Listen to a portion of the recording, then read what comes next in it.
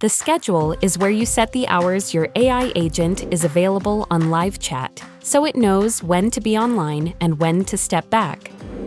To set it up, go to Automations, then Agents, select your agent, and open Schedule. Start by choosing your operating time zone, so your hours are set correctly for where your business runs.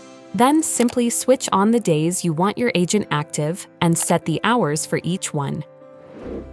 Outside those hours, your agent won't answer live chats, which is useful if you'd rather handle certain times with your own team. When you're happy with it, click Save.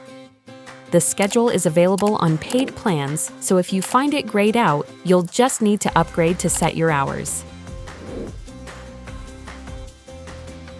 For more assistance, visit the Talk.to Academy or book a call with an AI Assist specialist today.